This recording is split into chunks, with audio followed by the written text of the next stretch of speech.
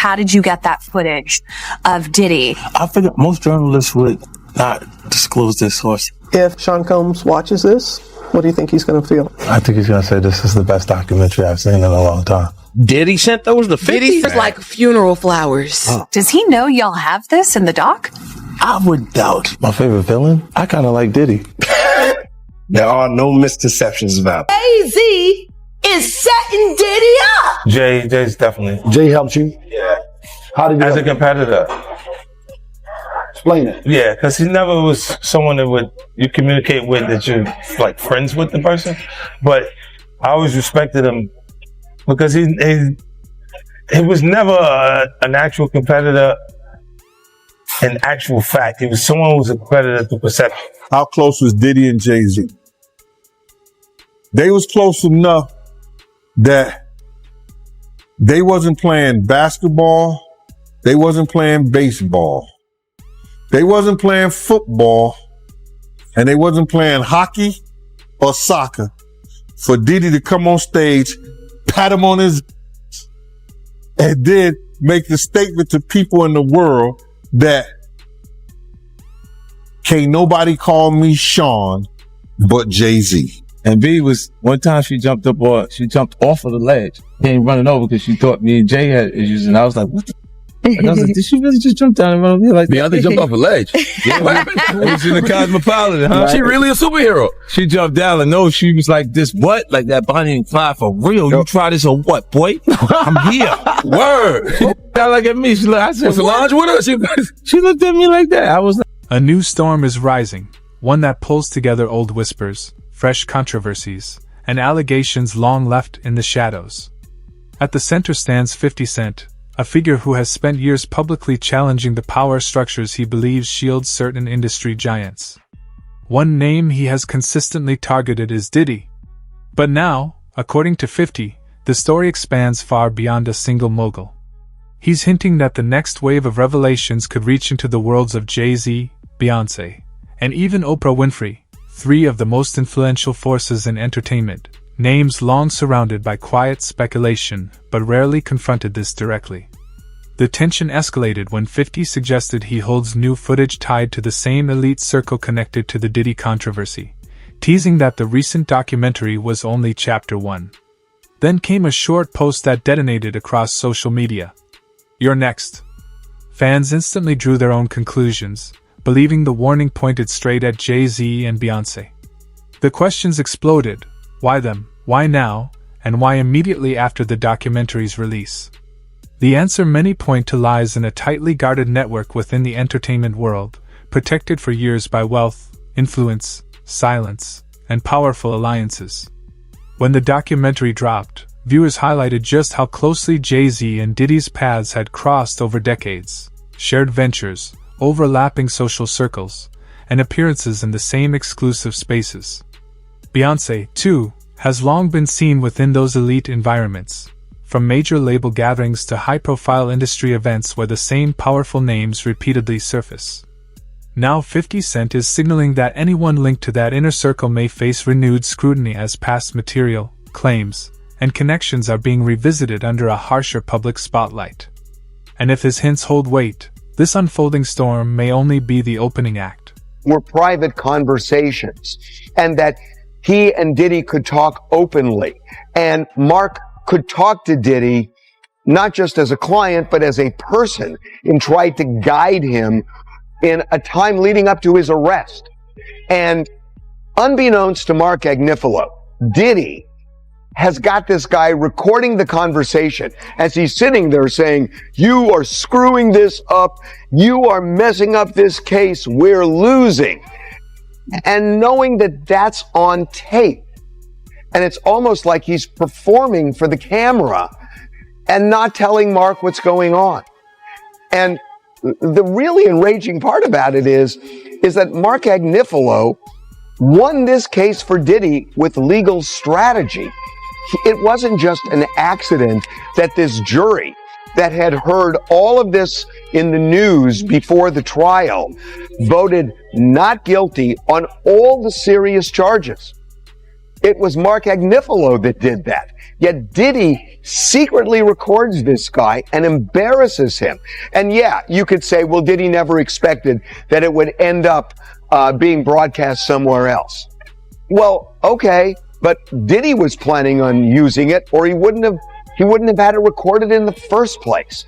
So it's just really, really unfair. And I know that in a way this sounds crazy, that I'm getting so upset about Diddy, and yet there's video of Diddy beating Cassie. Well, that's horrendous, but that doesn't mean you can't look at something else as well.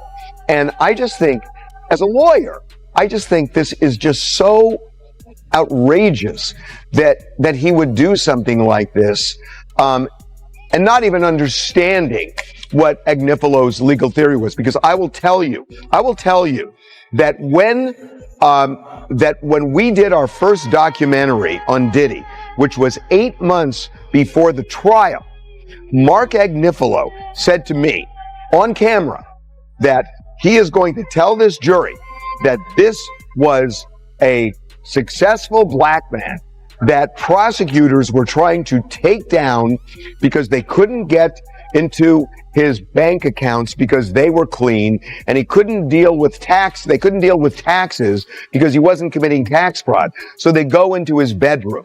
And that's what Mark Agnifalo said 8 months before. And he goes into the trial and he essentially wins that argument, whether you believe it or not. A jury that sat through the whole thing, they believed it, and ultimately they convicted him on this BS Mann Act thing.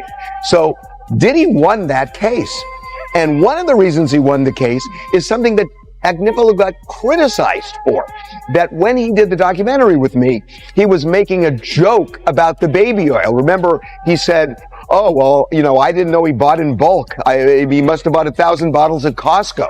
And a lot of people just slammed him for that and said, how dare you? You're being disrespectful. The baby oil is the smoking gun in this case.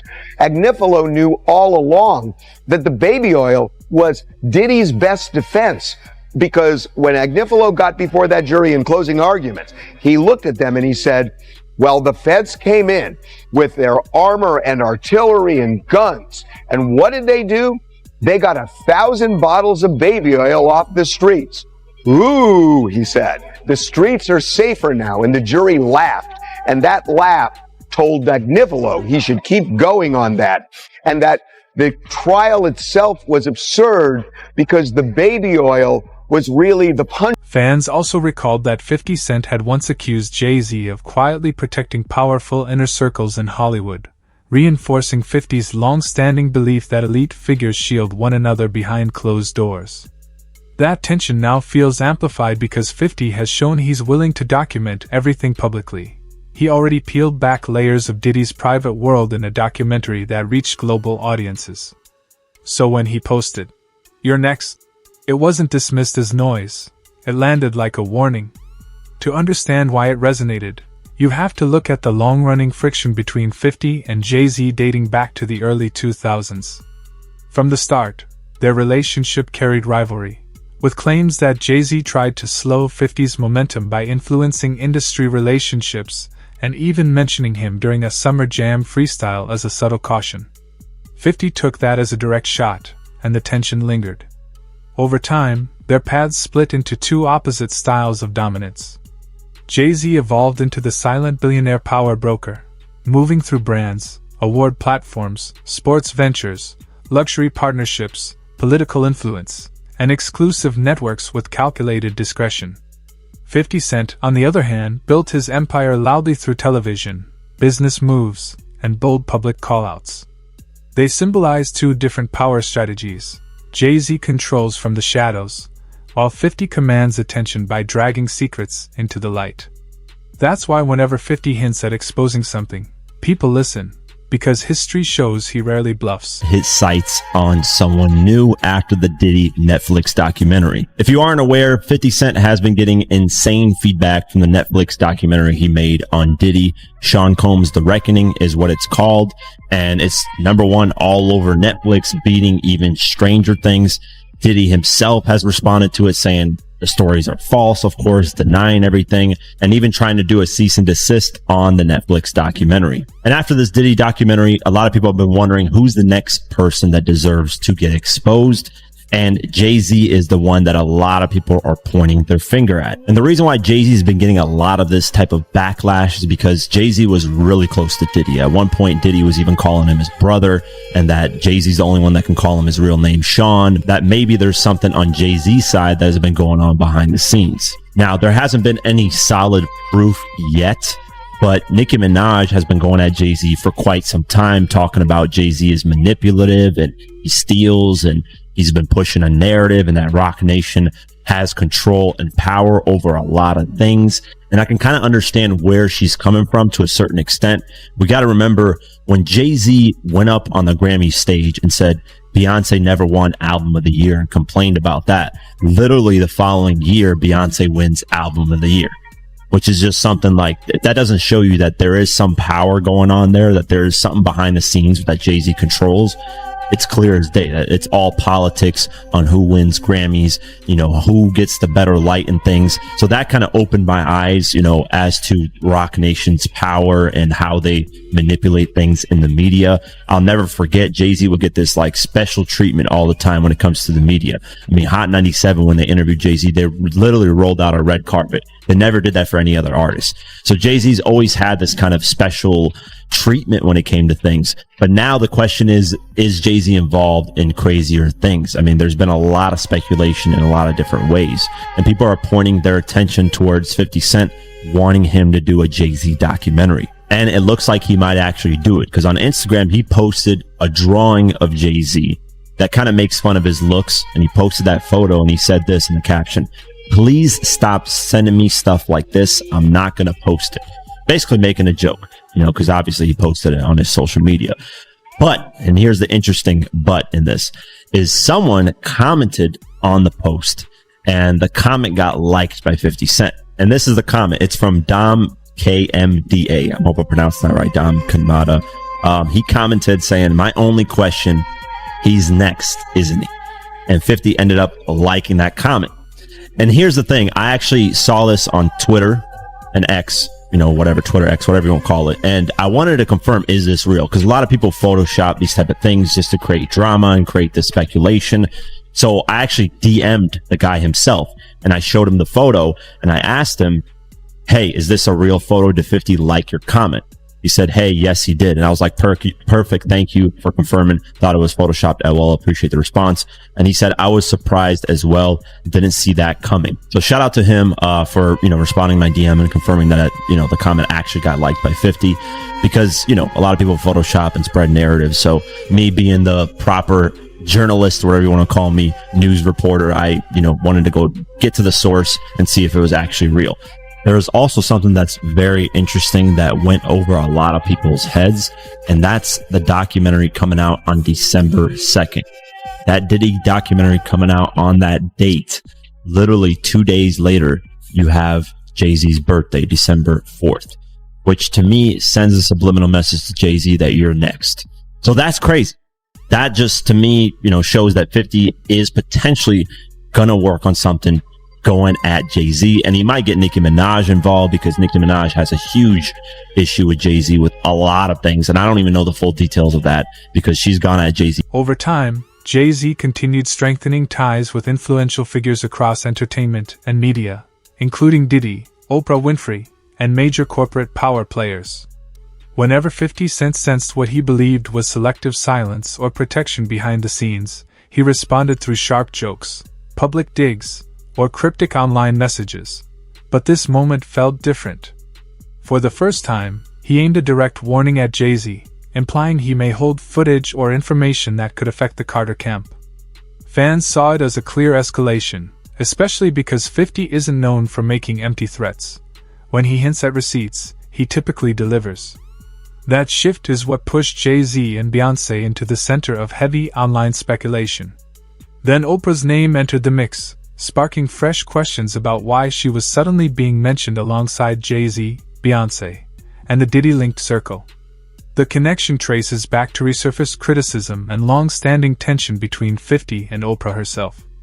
For years, 50 has accused her of using her platform selectively, arguing that during the peak of the Me Too era she heavily scrutinized black entertainers while avoiding deeper examination of powerful white figures.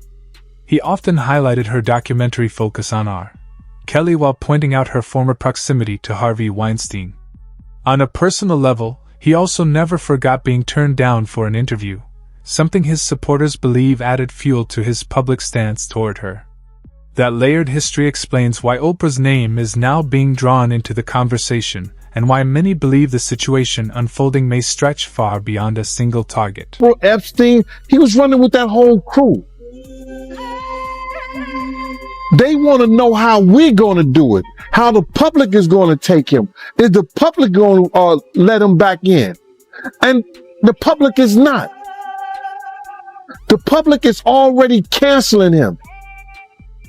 I don't believe the industry has canceled him yet. All those people who went to those Diddy parties, not one of them had came out and denounced what he has done.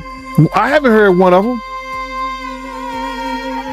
I have not heard one person denounce, well, man, let God handle it. Get the hell out of here. Get out of here with that. If that was your daughter, would you let God handle it? All those people, they ain't denounced him. They ain't definitely, they can't come forward and say, yo, I support him. Cause it would mess up their brand. It would mess up their brand. Jay-Z. We the only one could call each other Sean. Jay is the only one could call me Sean. I'm the only one could call him Sean. Get the hell out of here. If that ain't no fun boy stuff.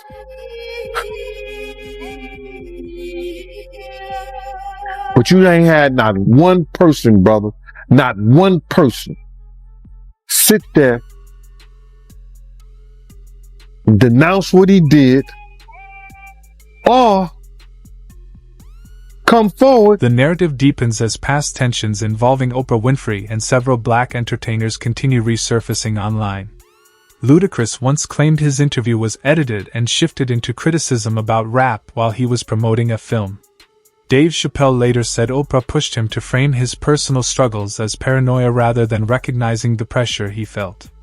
And Monique publicly accused Oprah of contributing to her being shut out after Precious, while Taraji P. Henson revealed she was significantly underpaid for her role in The Color Purple. 50 Cent has long amplified these complaints, pointing to what he believes is a recurring pattern of selective accountability. Additional controversy surrounded the Oprah Winfrey Leadership Academy for Girls in South Africa, where reported incidents in 2007 and 2011 brought media backlash. In later years, conspiracy theories online tried to tie Oprah to unrelated missing children stories and secret locations, claims that were widely debunked, yet still left lingering suspicion in certain corners of the internet. Now, after 50 Cent successfully pulled attention toward another powerful figure through a global documentary, fans speculate Oprah could face renewed scrutiny as he hinted that some upcoming targets would shock people. In Hollywood, overlapping circles are rarely random, and Oprah's path has crossed repeatedly with Jay-Z, Beyonce, and Diddy over the years. She has interviewed Beyonce multiple times with open admiration, praised the Carters' business empire and cultural power, and supported Jay-Z's ventures, while Jay-Z has appeared at Oprah-connected events and Beyonce has performed for causes tied to her network. Separately, these moments look routine, but together fans now see them as part of a wider web of elite relationships being revisited as old alliances fall back under the public lens. Beyonce didn't want to speak and does not speak to Brandy. And the truth of the matter is that she go back there with Monica and Kelly and there go Patti LaBelle and then there goes Solange. All right. And there's a reason why Solange is around as well, because if you guys don't know, for a while, Solange and Beyonce actually were not on speaking terms, but they're back talking now. They're back cool. And basically Solange is around to keep Beyonce spiritually protected. Solange is the spiritual protector of that family. Don't get it twisted. Mama Tina is powerful. Solange is the most powerful list. You better ask some damn body. All right. Now, the reason why Beyonce ain't came to speak to Brandy, baby, is because Beyonce does not talk to anyone who used to sleep with Jay-Z. Okay. Whether you guys know it or not, and I have to say allegedly, right? Jay-Z and Brandy used to talk back in the day. And by back in the day, I mean like late 90s type stuff, right? Brandy always kept Jay-Z on the low back in the day because quite honestly, he was too ugly to be out in public with. I'm just keeping it real. To claim him publicly, he was too ugly back in the day. Now, when you try to search up pictures of Jay-Z and Brandy, you will find... Hold up, let me see. Hold up. Let me see, because I thought I had a picture of them two. Brandy and Jay-Z. Now this would have been from let's see, Beyonce, Jay-Z, Brandy and Jay-Z. Okay, there we go. Now this picture of them was in 2002.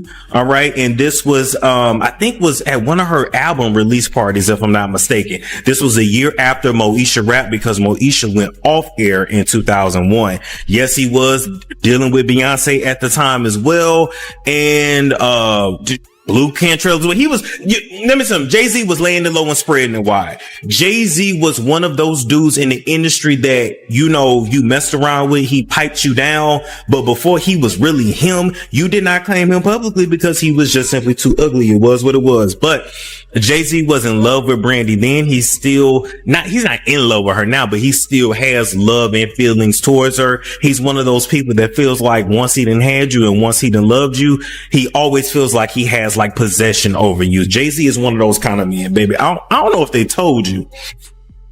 Jay-Z is extremely jealous, extremely controlling, and extremely possessive. That's another reason why. Hold up. Where'd the picture go? Wait a minute. Where'd the picture go? That's another reason why Beyonce up here. Wait. Anyway, y'all get the point. That's another reason why Beyonce, over the years, a lot of the music that she's made, it's always been with him. A lot of the remixes, it's always been with him or somebody that he approves of her to work with. Okay. Jay-Z was so damn controlling. He didn't even want her father, talking about Matthew Knowles now, he didn't want her father managing her anymore. And he stepped in. And if y'all notice, when Jay-Z stepped in as Beyonce's manager, the music changed, everything changed, and the money started to get effed up. But that's another story for another day. We're not getting on that right now. We sticking with Brandy and Jay-Z right now. So they started messing around on the low in the 90s. Even to the early 2000s, they were still messing around. I'm not exactly sure which year the relationship officially ended, but just know that Jay-Z was just basically good for, that was what he gave. He gave big, I don't know no other way to put it, but he was like, for the ladies that's watching, you know, like if you ever dealt with like a tall, ugly with big pipe, you went to him to get piped down, but you would not like ever like claim him like that because he was just super ugly. It was what it was. And before he really blew up, didn't nobody want to be seen with him like that. It is what it is. And quite frankly, Jay-Z dated a lot of your favorite female stars from back in the day, but they would. Diddy and Jay-Z have long shared overlapping business and social lanes, collaborating on music, appearing together at exclusive gatherings, and circulating within the same luxury and executive circles. As public conversations grew around the powerful network often associated with Diddy, Jay-Z and Beyoncé were frequently mentioned, not due to direct allegations, but because of proximity. The same high-profile rooms, the same award platforms, the same investment environments, and the same private industry spaces where influence quietly moves. In an entertainment world driven by relationships, closeness alone can attract scrutiny. Now that past connections are being revisited more aggressively by online audiences, fans believe figures once viewed as untouchable are suddenly facing a far harsher and more visible spotlight. He signed his contract. The big one was with Beyonce. Mm-hmm. When he signed that contract, the marriage contract, he got trophies. Now those trophies, trophies came rolling in, buddy. He started getting Grammys left and right, man. I mean, look, if you look at his career, This guy. You're gonna let him say that? Jay was getting Grammys. he had one. Exactly. He had And one. he ain't show up. No, he has like 20 now. Hold on. He had like 18 since he been down. Look, he had one, bro. Hard Knock Life. You're not wrong. At the same time. He got some shit. He's like drinking. His pictures with him. He thinks the cup. Wait a minute. So you're saying the success is derived from the marriage? I've absolutely been treated differently. The accolades. Because he's no longer viewed as what, like a street or gangster rapper. Now he's viewed as a businessman, entrepreneur, family man. And the biggest ones because of the position Beyonce's. Oh, wow. Right? You were connected to the biggest. Jay got it for the music. Jay got it for the music. You didn't see. Nah, he deserved those. I'm sitting there, it's like this, like Black excellence. They're sitting there like, yeah. It's a billionaire brunch. Oh, Like, I hate you, man. unaware of anything going on here. This is the one time I'm going to be with you this year. Yeah. Come on, bro. That's crazy. That's crazy. He just looking at his watch during the whole Rock Nation break. Like, is it 3:30? Yeah, it's almost time to get out. Yo, I feel like I'm normal again.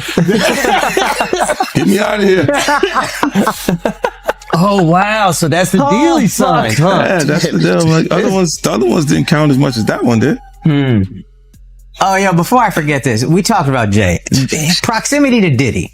You don't think he knew anything? He's seemingly around Diddy. I don't know. That was a real suburb question. Yeah, I know, right? Proximity.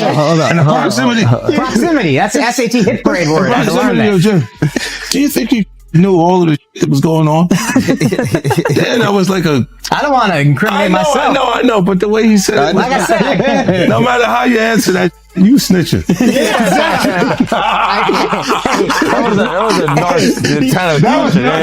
You asked the question like a fan. Hey, I grew up with white people, but one thing I know is how to get a black guy in trouble. But it's a great question. Yo, just give him the Happy Meal before you ask him to snitch, bro. He said, damn, they wasn't even drinking. Speaking of, how the hell you pronounce Lechimendois. Okay. It's the King's Path. King's Path. Because I know Branson. Yeah. That's the one I pronounce. That's the Branson lifestyle. You're gonna be outside. You're not worried that if you throw little and you don't throw out allegations, but like you kind of poke fun at them. You just ask questions. You're not worried that it comes back your way. Like people dig up your past and try to pull stuff up. I don't got that in my past. Everybody got a little bit. Look, like, I took. Not that it's real enough. I took a pill, but it was for me to perform better. For her to remember, buddy.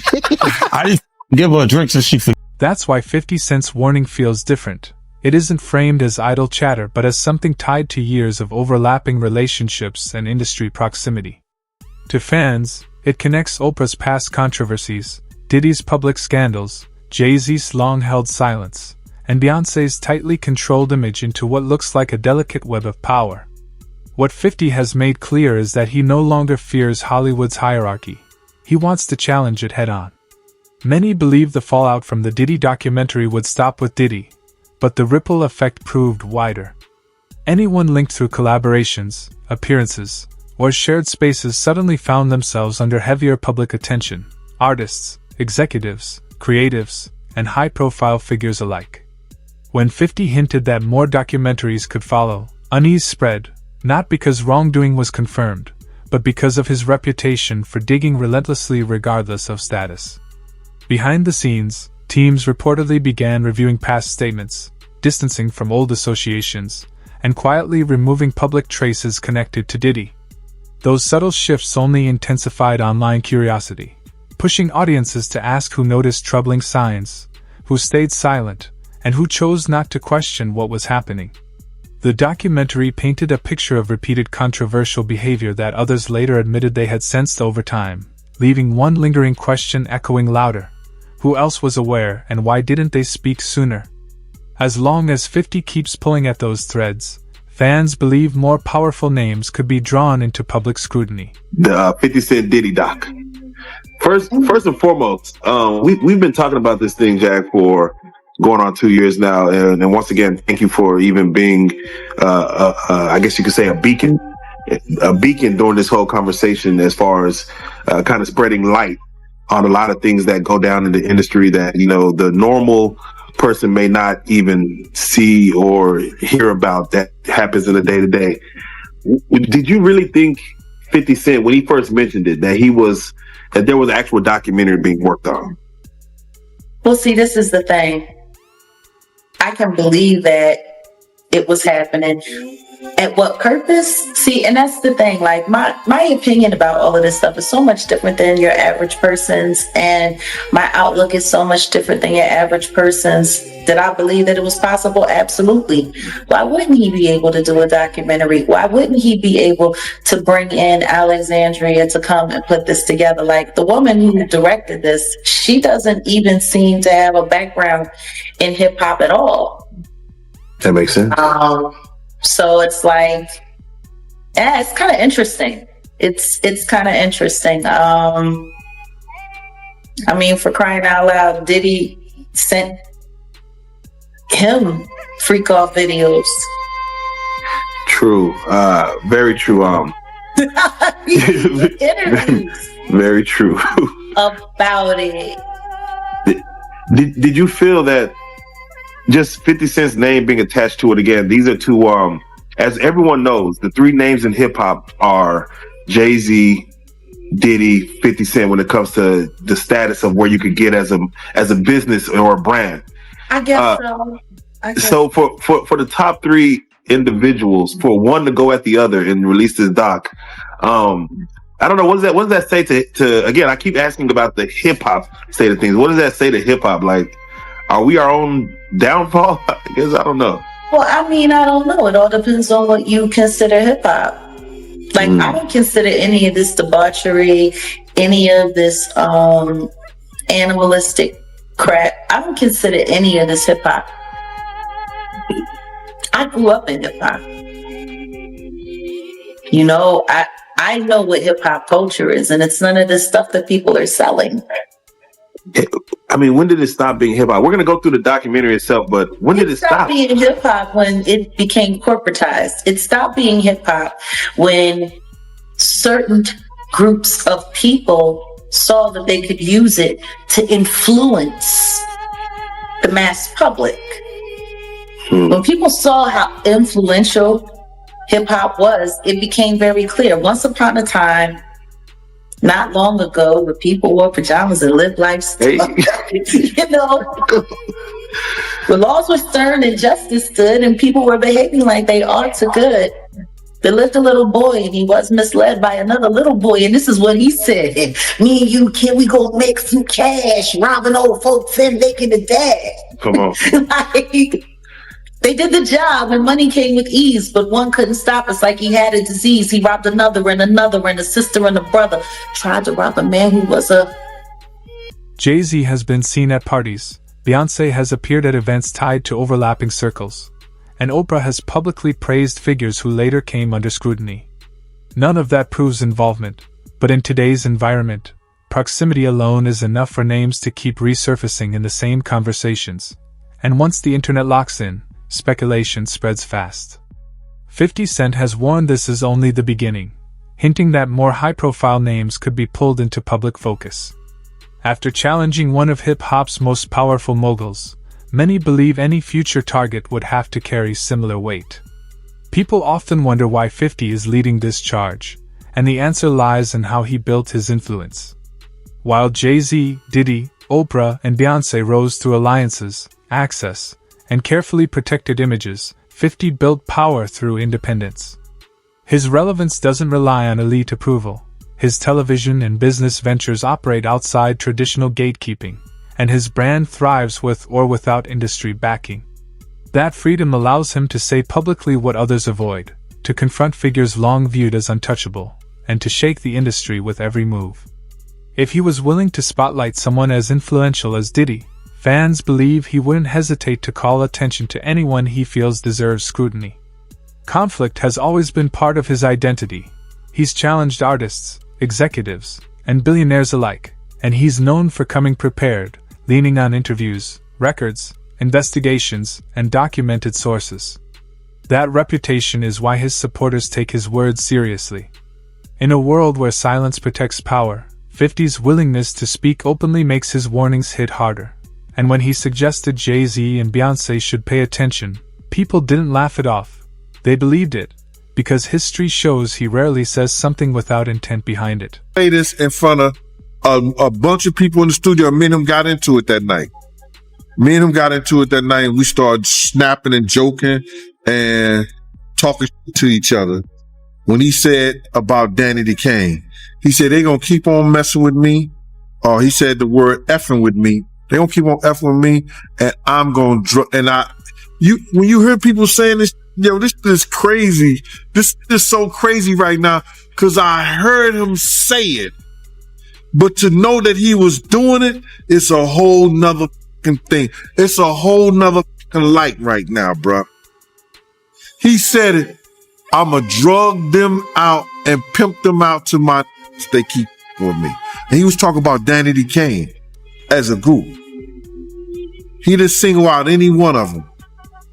But to hear that he did it, that's just crazy to me. We had a big argument and we started talking about each other and what had and what he didn't have. He was calling me, yo, you broke cop. Just like, you ain't got nothing I ain't got. I got a watch, you got a watch. I got a ring, you got a ring, I got a chain, I got a home. We went through that whole like that. We start talking about his teeth. You understand? I start talking about, him, his breath, everything. We was going at each other.